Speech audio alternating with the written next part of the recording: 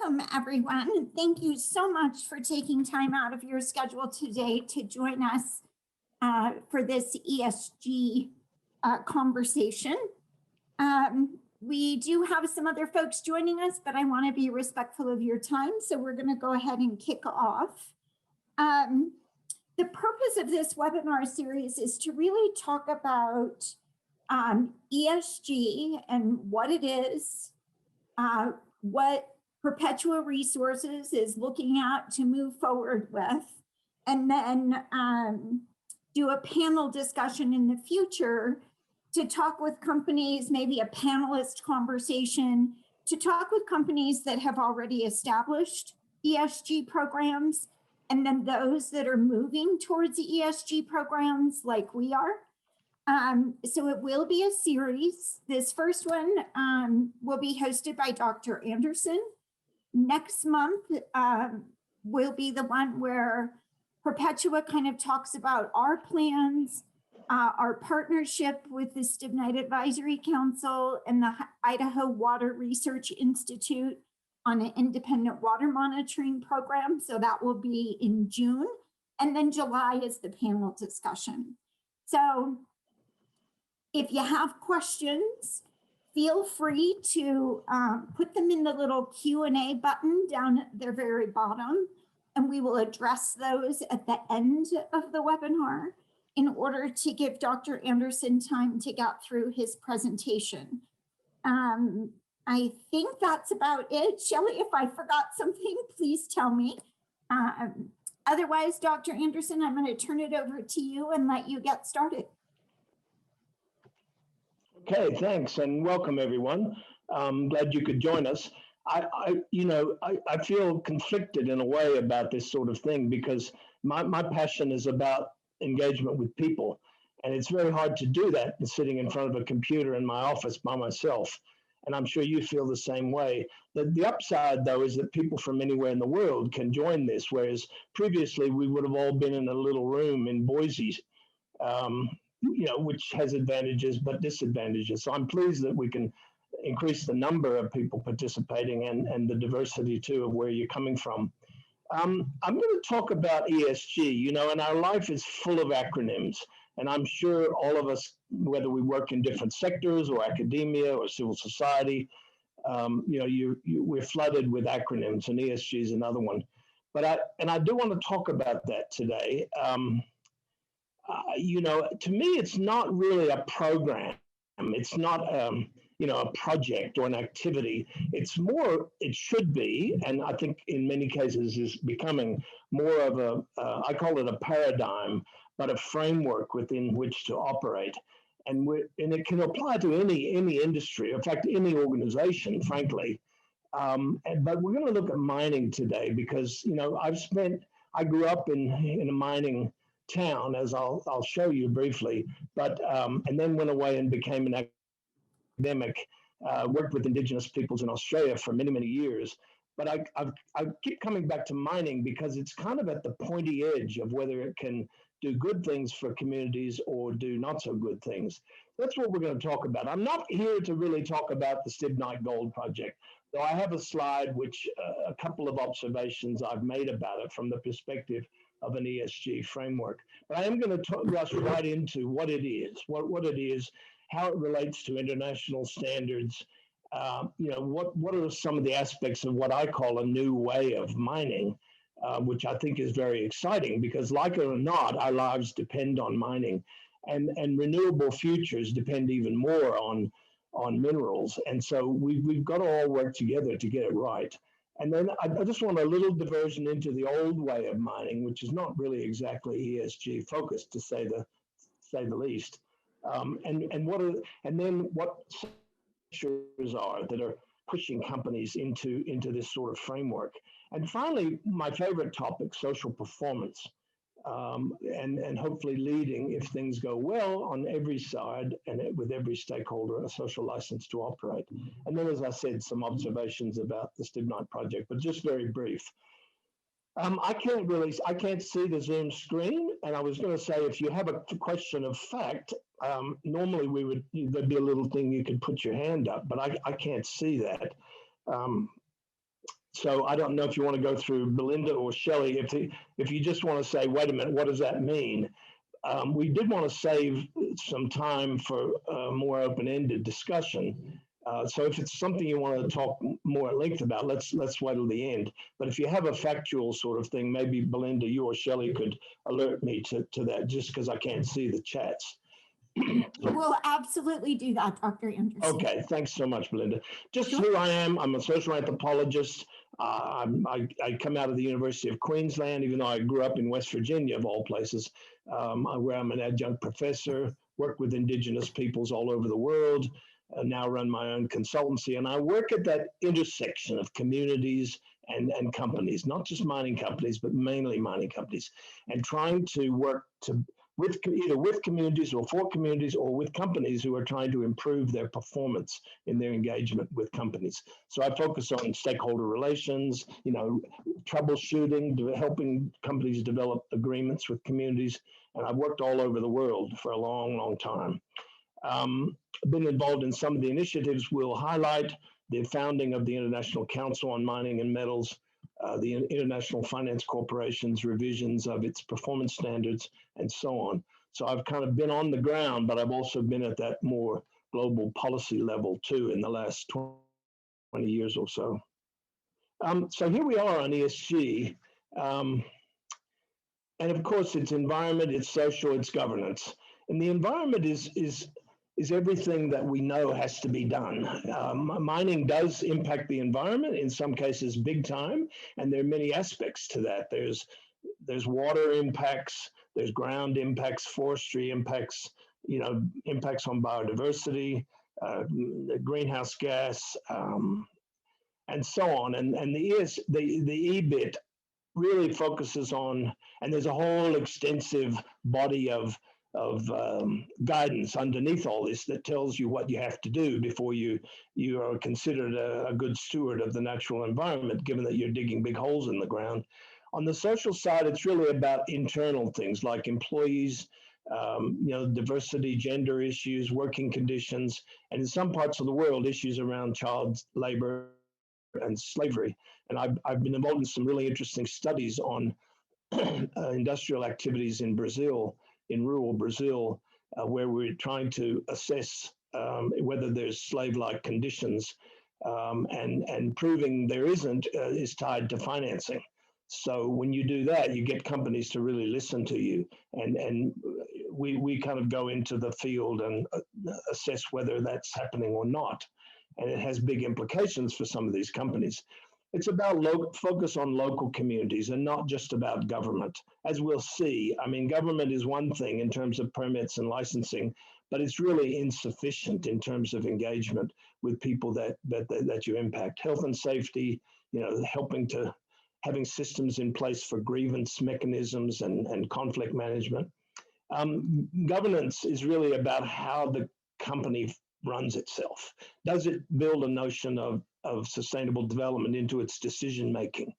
At what level in the company do those things sit? Are they junior technicians or are they senior executives, including VPs and so on? And also, of course, especially in other parts of the world, the issues around corruption and bribery, board diversity, how much people get paid, political lobbying, and so on. Those are all in the governance bucket. So there's these three buckets that we're calling ESG, but they're tightly integrated, and they form a whole, as I say, a paradigm as to how a company needs to operate. And this is a new thing for a lot of companies because they're used to these things. Environment's relatively easy in mining because it's technical. And for years now, we've had people who are experts in this. The social stuff, fairly new. Most mining companies, traditionally, it was kind of like their responsibility ended at the mine fence. And as long as they had a license, that was enough. And governance, it was kind of like it's not anybody's business how we run our company. But hey, wait, guess what? Shareholders are interested, and the banks who might finance this activity are interested. So what's behind all this? I mean, the last 20 years have seen the growth of a number of international standards that are pushing companies, including mining companies, to a lesser extent oil and gas, into new kinds of standards. And this, once again, this is fairly new for many traditional companies. You know, they had their own rules, they followed them, and they did their own thing and leave us alone. But hey, wait, you know, between the IFC and the Equator banks, they fund more than 80% of mining projects around the world. And I was just involved in one in Canada where the Royal Bank of Canada is a signatory to the Equator Bank principles, and the project doesn't get any money unless they follow these. So it's serious stuff. There's a little bit of carrot, your money, but there's a big stick in that you don't get your money if you don't follow these principles.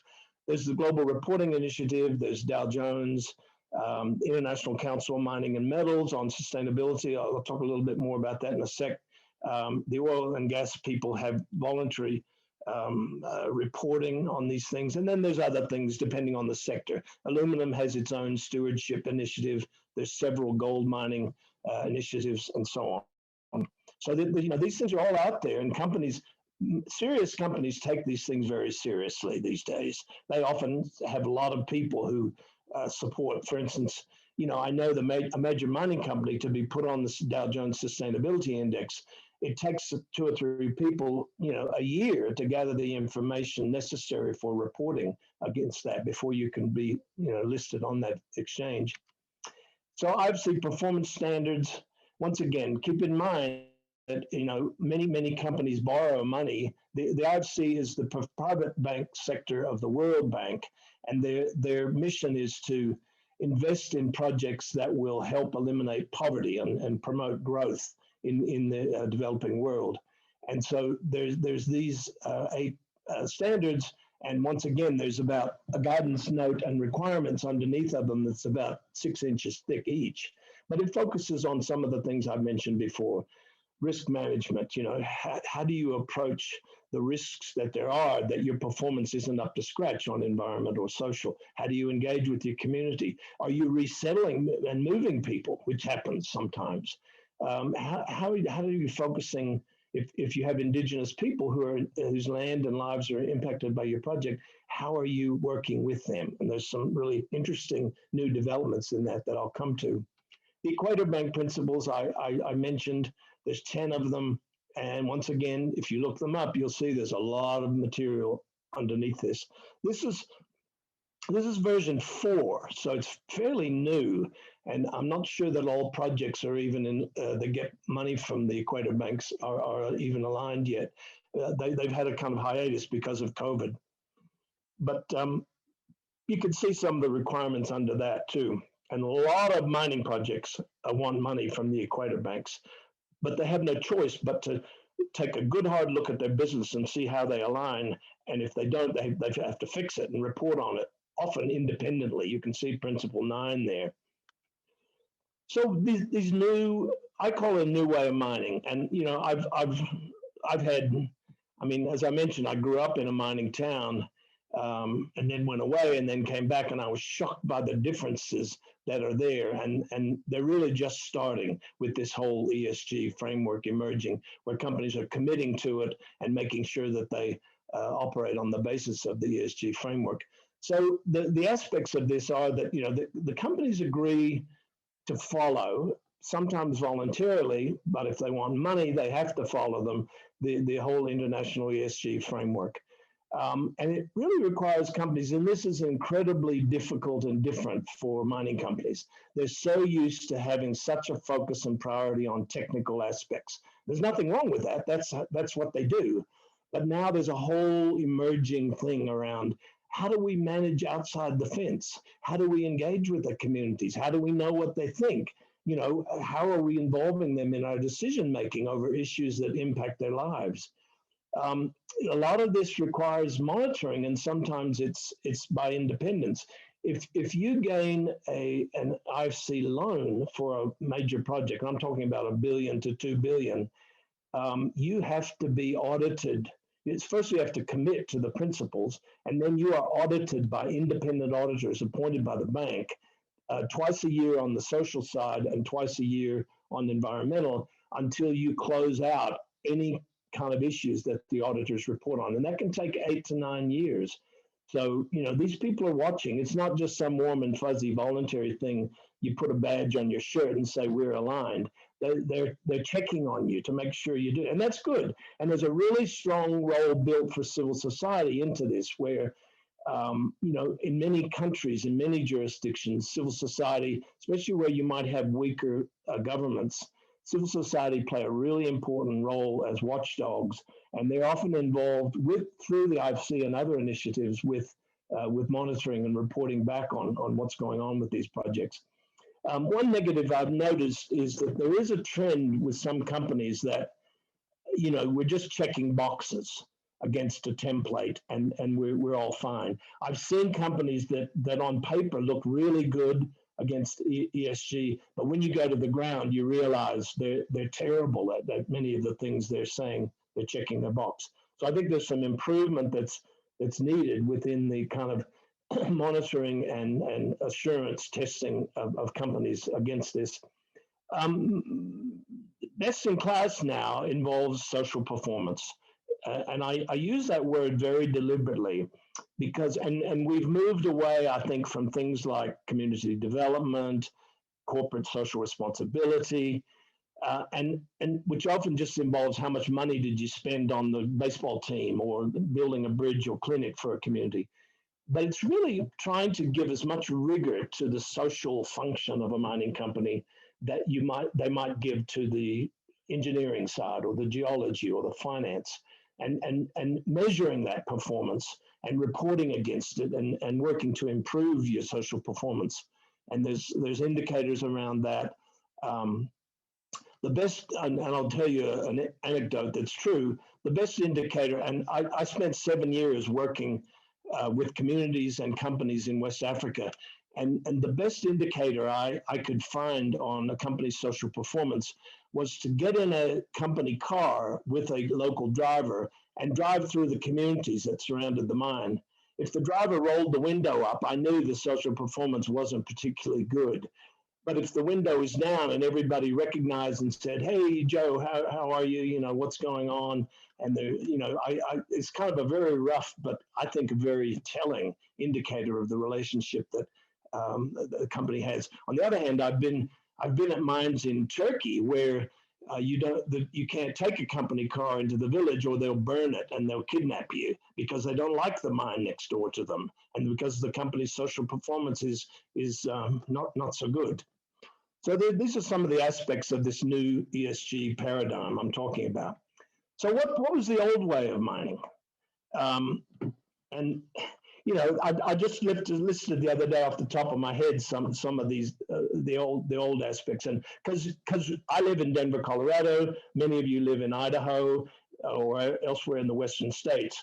I mean, the irony is the west of the U.S. was built on the top of mining, particularly Denver, San Francisco, Nevada, Idaho, but the aspects of it aren't so wonderful. I mean, the aim was to make a lot of money in a short period of time and then basically walk away, boom and bust, with all that implies. The sense of an inalienable right, and based on the Mining Act of 1872, which is very controversial but still in place, a culture of rampant individualism and this sense that, I'm a big tough guy busting the frontier using mining, no matter what the impact is on the people or the land. As little restriction as possible. The idea of having an EPA in the 19th century and early 20th century was impossible. And it was all really about inside the fence, if there even was a fence around the mine, because problems like waste were pushed off the property into the public domain. And there was not even any sense of the environment. I mean, that's a 60s construct that's kind of almost got fetishized, but it is out there. But in the old days of mining, it was there just to be exploited, and that any negative impact, hey, I've made my money, I paid my taxes, I employed people, whatever is left is not my problem. And safety is an interesting one too, and I'll come back to that. But it's pretty much the individual miner's responsibility. If you had an accident in a mine in the old days, it was your own fault. Not a company, would tell you need to wear a helmet or you need to wear boots, but basically, any accident was your own fault. Licenses in the old days could easily be bought it was kind of optional, really. And if communities were nearby, they were generally owned by the whole community. And I'll show you a picture of one in a minute. And you had virtually trapped people in these communities. And I'm talking about in the US, I'm not talking about overseas. So the environment in the old days, the picture up on the left top corner is part of a river system in the town where I lived and grew up in southern West Virginia.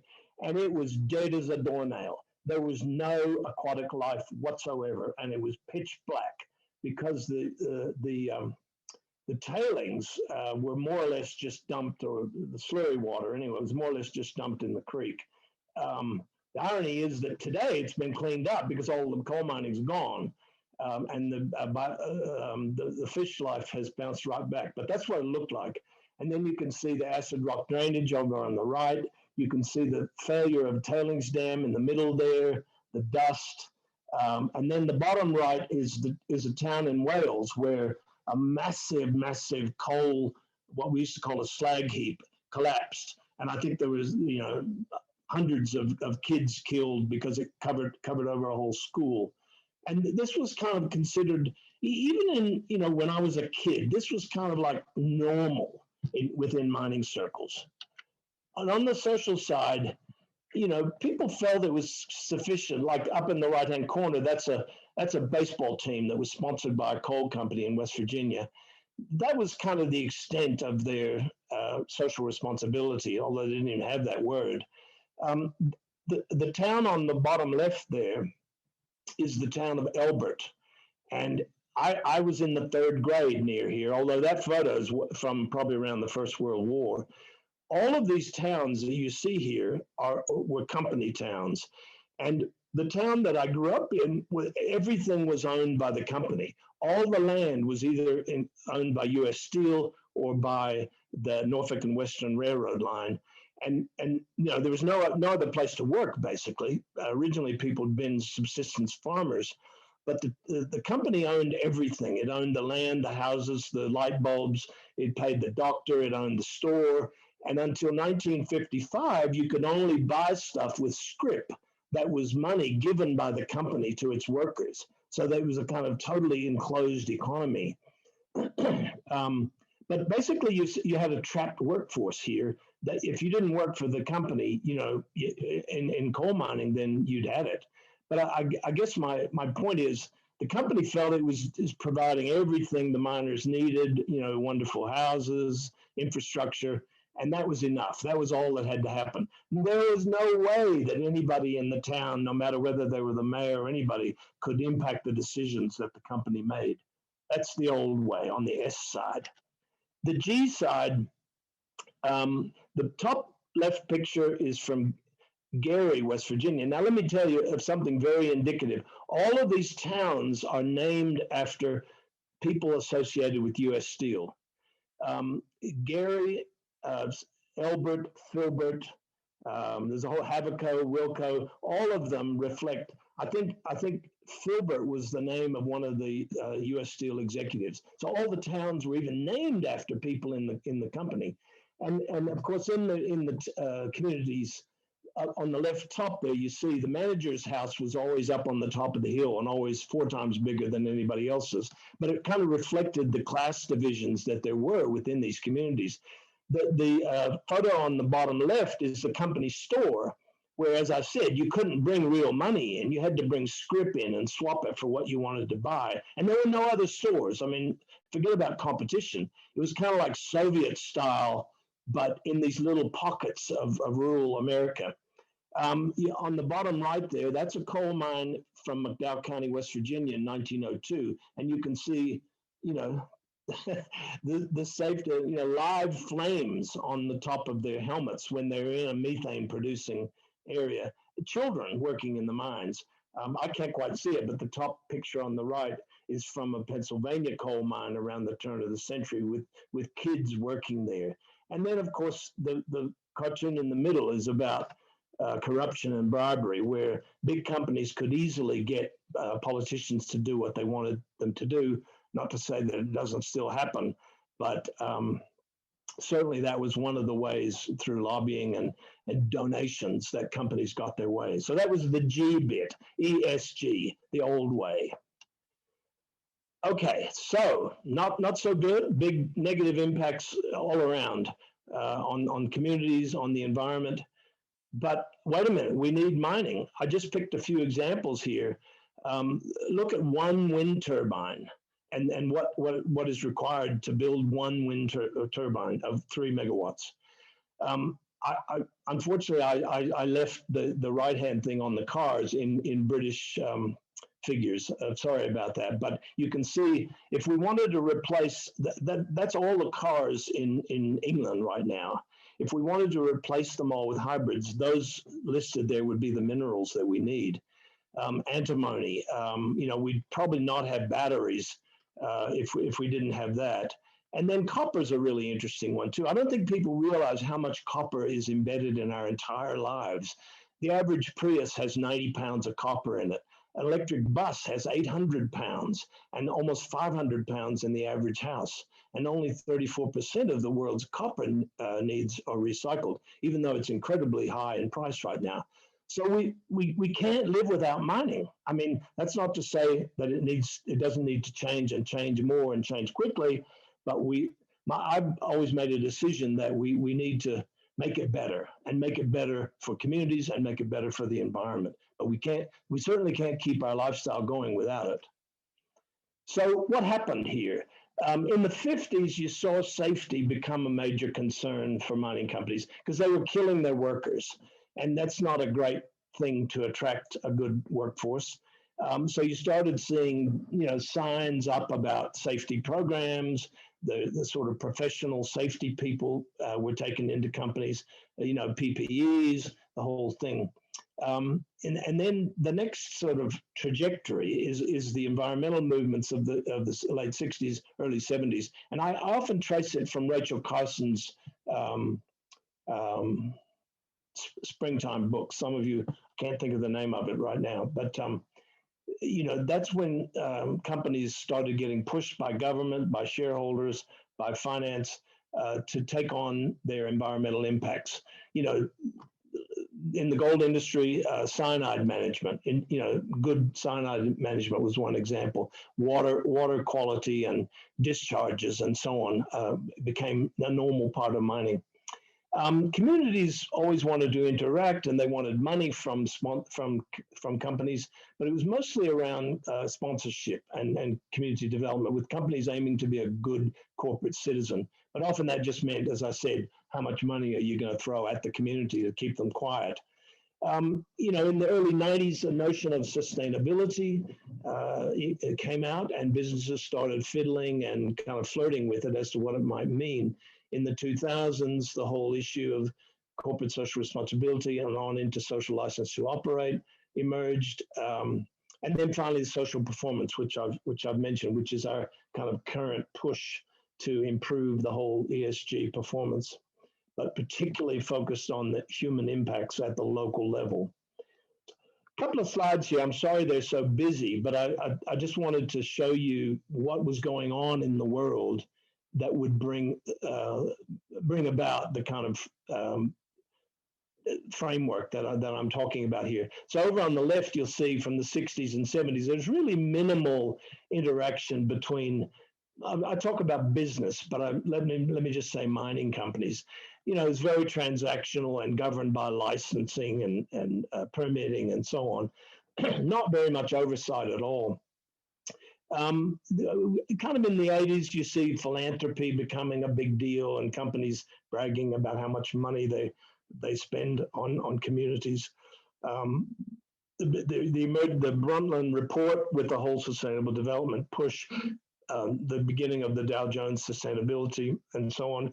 And then into the regulatory changes where you really saw, much more formal regulation and formal reporting and monitoring. And then I think finally, from the 2010s on, a more serious, at least among major miners, of an approach to particularly social performance, but also good governance with formal accounting standards and so on. And then the next busy slide here you can see also is about when different sets of regulations and industry standards have come into place over time. See the IFC standards, the early versions in the 1990s, the Equator Principles, from the early 2000s, and then the different sector approaches, sometimes governing things like supply chain, procurement, labor standards, anti-bribery, things like the Foreign Corrupt Practices Act, and so on, International Cyanide Management Code. So there's all these systems that have been coming into place that mining has to really take account of and be involved in now in order to really not just have a good reputation, because it's not about PR, it's about performance. If it's about PR, in the long term, the company's going to fail. So what's kind of required to make a mine happen? And I like this slide because it kind of shows you that it's not just a technical issue. That you've got to have capital, you've got to have resources that you're targeting. You need water and energy. You've got to have a good market. You have to have workers who know what they're doing and technology. But above all, you need permission. And in my mind, permission is at the first level. You have to have, in almost all countries, the approval of the government, who are your primary stakeholders. And there, as many of you know well, there's very, very complex long-term permitting processes where studies are done, baseline studies, impact studies, and so on, that need to be done before you get your legal permit to operate, your license to operate. These days, though, it's not enough. You can't just walk into a town and wave your permit around and say, hey, we're going to put a big hole in the ground right next door to your community. It really is about an informed community, and that's your job, to inform the community, but not only just tell them what's going on, but listen to what they have to say about the impacts, and hopefully develop mechanisms where they're involved in actual decision making about the project in areas where they're affected. And so hence we have this sort of social license to operate, where it's very hard to quantify, do you have it or not? But you certainly know if you don't have it when a community is blocking the road or burning your vehicles or, strikes. And then this is an interesting one that I probably won't have time to go into further, but overwhelmingly worldwide now, there's a whole movement and requirements about free, prior, and informed consent, where your project directly affects the lives of Indigenous peoples. You have to sit down and get free, prior, and informed consent from them before you can proceed. And increasingly, finance houses are requiring that too. IFC Performance Standard number 7 now actually requires you to seek and gain free, prior, and informed consent before the project can proceed. So, really, as I keep harping on, social license to operate is not possible without good social performance. So what kind of things does that involve? I mean, it involves learning about your communities. Who are they? What is the level of impact or involvement that they need? And what's your level of influence? And that's not always an easy one. You can't just say, oh, we're going to only deal with town X that's right next door. There may be rings of influence and impact that go out maybe 10 or 15 miles or even more. And how are you involving them? How are you listening? How are you engaging? Do you have a good grievance management system? How do you report on your own performance? And what kind of independent means do you have on monitoring and reporting so that you're directly accountable for your performance? And once again, it's just the same way that a company approaches their technical expertise and their financial performance, but all of a sudden it's the human side of things that we're trying to not turn into technical stuff, but trying to give the same rigor as is given to finance and engineering and so on. So, but the social license to operate it's never, you can't, it's not like a thing you put on the wall. And that's it. We can proceed now and we can ignore all the communities around us. It has to constantly be nurtured you have systems in place that, where you learn more about communities' changes in their views.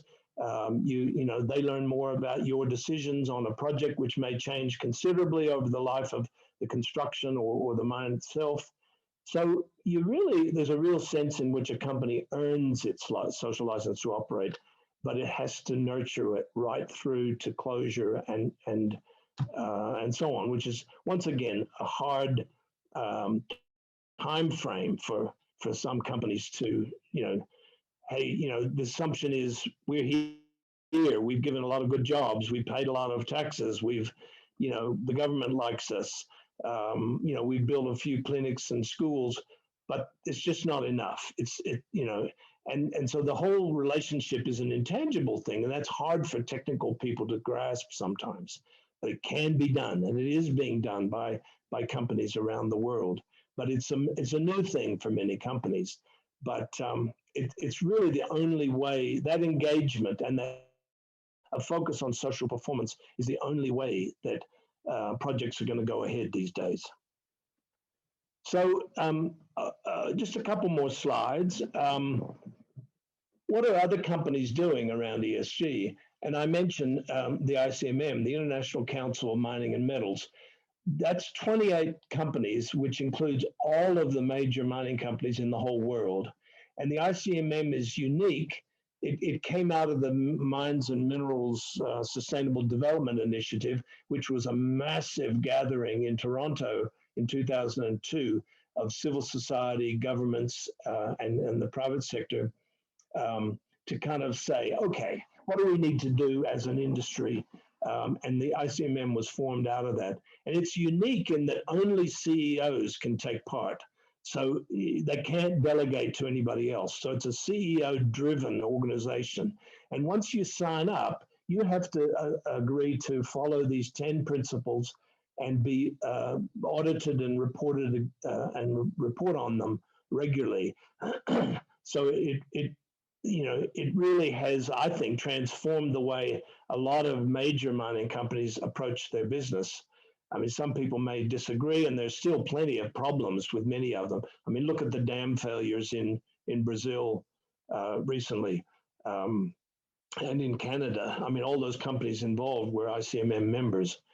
But, the ICMM is working towards improving performance of its members in all these areas. The National Mining Association of the US just recently established an ESG task force. Sorry, I got to get some water here. Colorado is very dry. So that's just last year. So, and this ESG task force is working on its own membership and how they are developing and implementing ESG frameworks. And they have a unique problem within there, is that quite a number of their members are coal producers. And of course, coal's not a loved kind of sector of mining these days. And it's something that the NMA has to grapple with in looking at ESG. The Eagle Mine in northern Michigan is an interesting one because they're new owners. Rio Tinto used to own it, and then another firm owned it before that. But my first trip there, probably close to 10 years ago, there was tremendous opposition to the mine within the community, within the Marquette community, and around there. But they put in place two really interesting initiatives, I think. One was that they had independent firms do focus groups about what concerns the community. Why don't they like the mine? What aspect don't they like? Because it wasn't operating at that point. And then they boiled it down to, I think, around half a dozen major issues. And they had community meetings with experts who were going to deal with those issues, who talked with the communities about how they were going to solve the problems. Things like truck traffic in the town, as well as environmental issues. But over time, that developed to the point where the community didn't want the meetings anymore because they actually felt like they had enough information on the issues of concern to them. The other one was another really interesting one, and that is the agreement by the company, and this is really pretty radical for mining companies, that an external body manage water monitoring, and that the water monitoring that body, which ended up being a civic, scientific-based organization, reported, monitored water, and then that was compared with the EPA's monitoring data and the company's data. And over time, people realized that the data were very similar. I'm talking about over 5, 6, 7 years, such that, and that exercise plus the focus group community meetings on specific issues of concern work to build a lot of trust among the community. There's still plenty of issues. You can't have a mine right next door to a community without there being plenty of issues. But my last visit there was probably in about 2015, and I saw a big billboard on the outskirts of town that said, and it wasn't paid for by the company, it said, "Stop the whining, start the mining." And I haven't been back there for a long time, but I just wanted to point out that from a very negative base 10 or so years ago, several initiatives, and those weren't the only ones that the company put in place, ensured that the mine did get started and that stakeholders were more involved in a way that built trust. Red Dog Mine, many of you may not know, it's the largest zinc mine in the world in Alaska. It's on native Alaskan land. Almost all, I forget, 80% of the employees are local native Alaskans, and they have a major royalties. They have a major stake through royalties in the mine. Newmont, world's biggest gold producer now. This is a statement just a few weeks ago from the CEO. Newmont's commitment to ESG is fundamental. It's part of the company's fabric and history and is essential to our license to operate. And Newmont was the very first miner to be listed on the Dow Jones Sustainability World Index.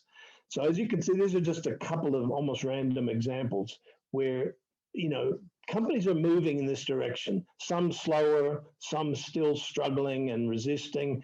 Others, you know, welcoming it with open arms as the way that we have to do business these days.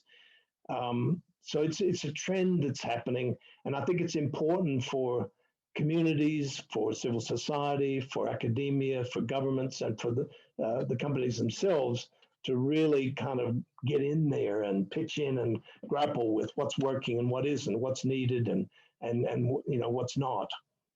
It's pretty exciting, really, I think. And a long way from the Tug River that I used to want to swim in, but you know, would have probably died if I jumped in the water when I was a kid. So just a couple of observations on stibnite. And as I said, I'm not going to go into, these are just almost arm's length observations that kind of show, I think, that Perpetua Resources is committed to adopting an ESG framework going forward. Some of the highlights that the project itself remedies what I think of as can see as a disastrous environmental legacy. The Community Advisory Council, I think, is really an excellent initiative. The new independent water monitoring program, which hasn't been launched yet, and you may not know about it, but it's very similar to the one I mentioned up in Michigan. Funding things through foundation, where communities themselves are making decisions about aspects of infrastructure support and community development. It's not the company telling people what we're going to give you or not.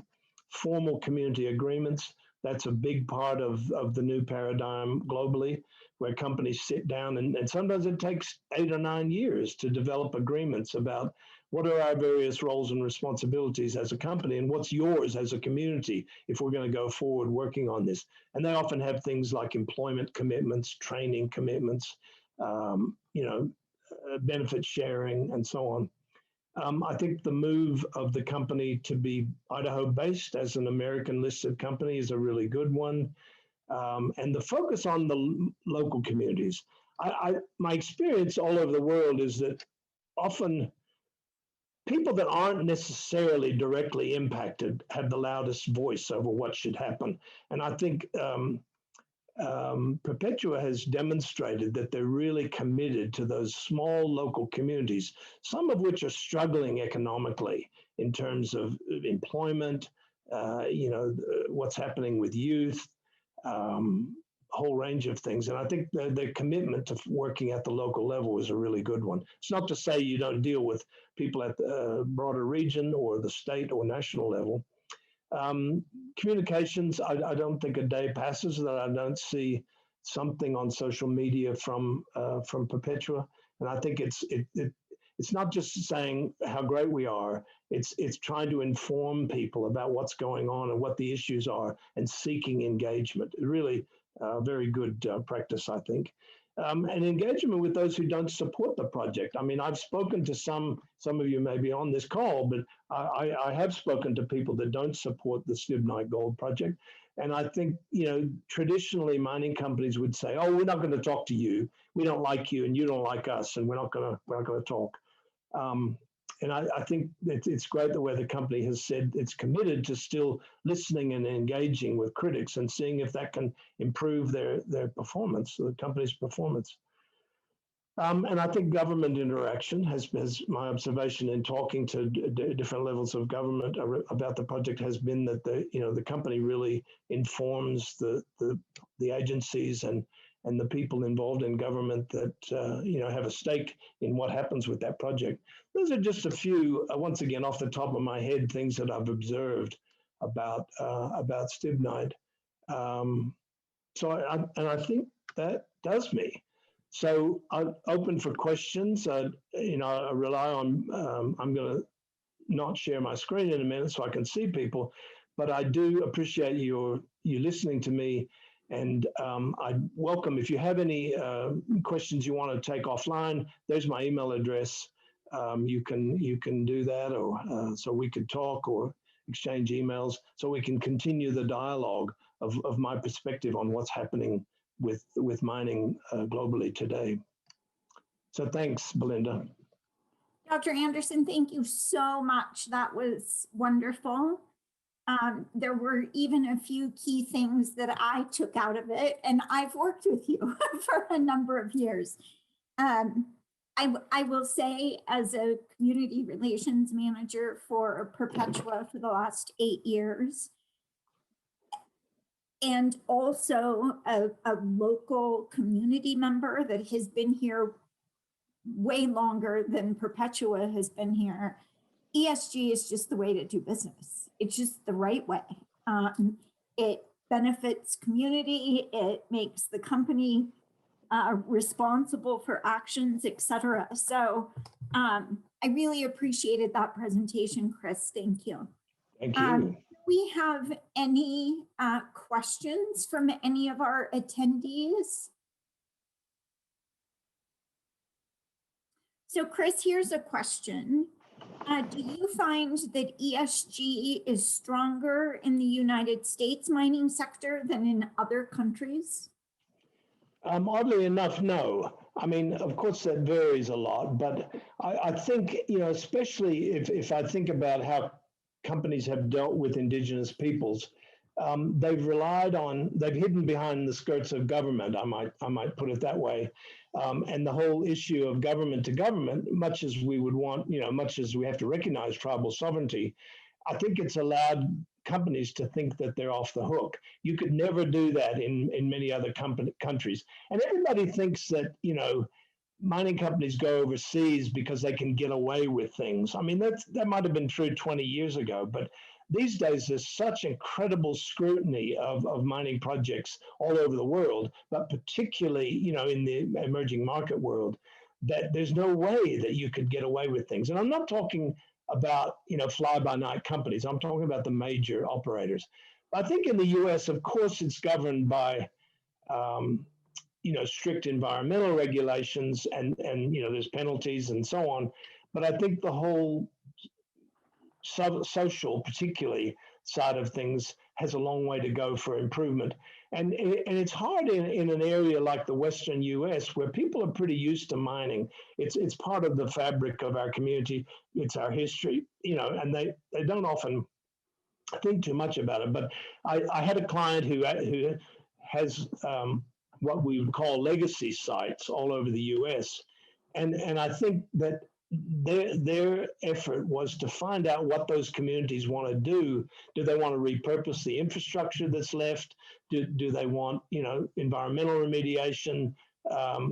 Or do they want the mine to start up again? I mean, the fact that a company's looking into these sort of questions and engaging with communities was very, very new for them and in my experience.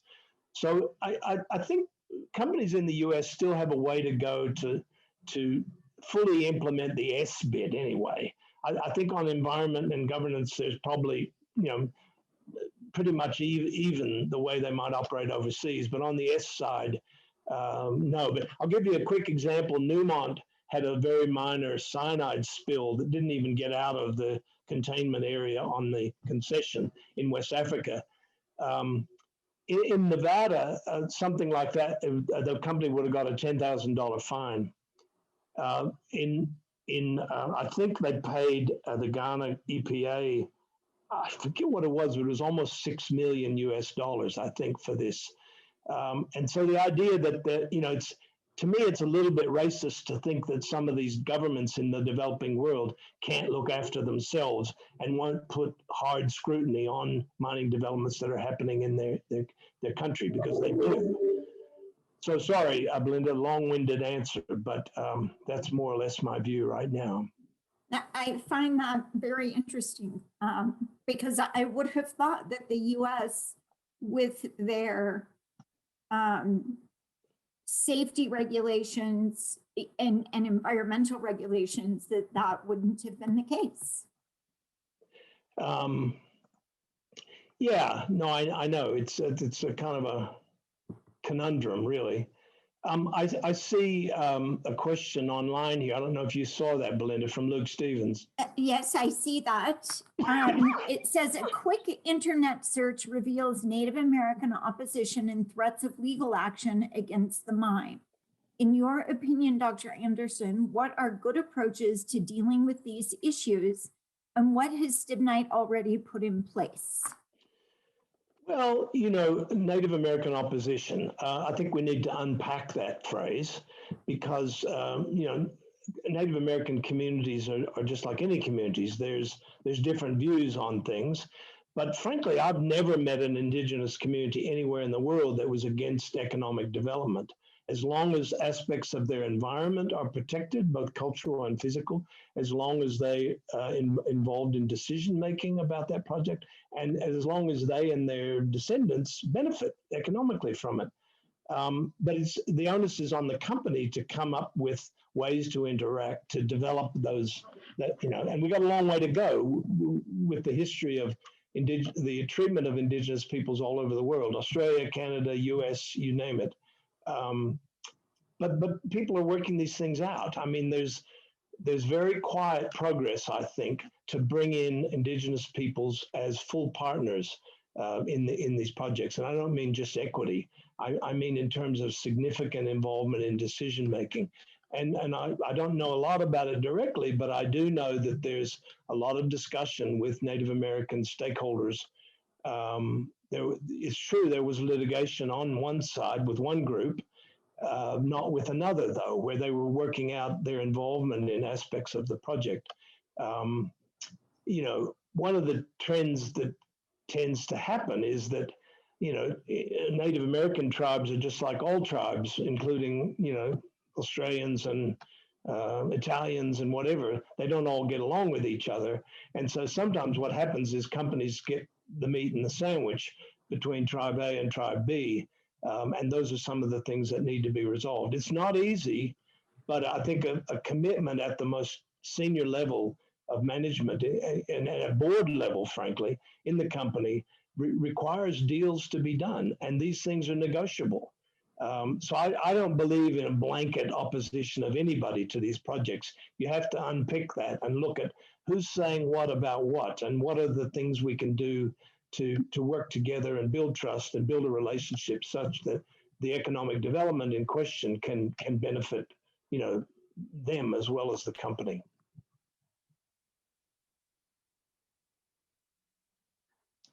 Okay. One other question. Beside the Stibnite Gold Project, where do you see ESG really taking hold, either in the mining or outside of the mining sector? Well, I know some of my friends in oil and gas, they don't like what I say there, but I think oil and gas is way behind as an industry, behind mining in terms of ESG. Um, and I could cite a number of projects, which I won't, where the assumption once again is I have a permit and a license to do this, and I'm going to employ a few people in your town, and I don't have to listen to your complaints about it. I really think it's starting to grow where they're realizing, and I mentioned the funding incentive that often the project doesn't get funded because, you know, I think the pipelines across the Canadian border of late show you that big time that those companies failed in their engagement with Native American rights holders, and they didn't get the project approval or the money because of that, largely because of that. So I think another one, I'll give you an example because I want to show you I don't just work in the mining space.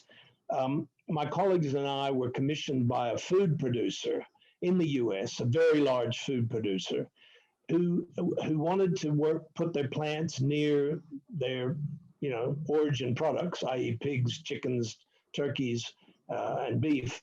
But they're putting the plants in rural areas. There were almost no young workers. And the young workers who were there either didn't like the work because it was too hard, or they failed to pass the drug test that the company had. So our job was to go into the community and work with the company, a tremendously multicultural workforce. One plant had 21 languages spoken on the plant floor. And you can't bring thousands of people from all over the world into rural America without there being issues on both sides. And our job was to start figuring out what the issues were and what the company and the community could do, to make it work better. Translate just simple things like translators for the police, translators for the hospitals, grievance mechanism lines in multiple languages. So I think, previously it was all like private business felt like it was taken for granted that it was for the good of the world, and that wasn't always the case by a long shot. And so I think the whole ESG thing is kind of spreading into other areas where there's an impact on the environment and the society, and the company needs to come to grips with it, not just make their tools or pack their meat or whatever, or dig their hole in the ground. They've got to do more than that.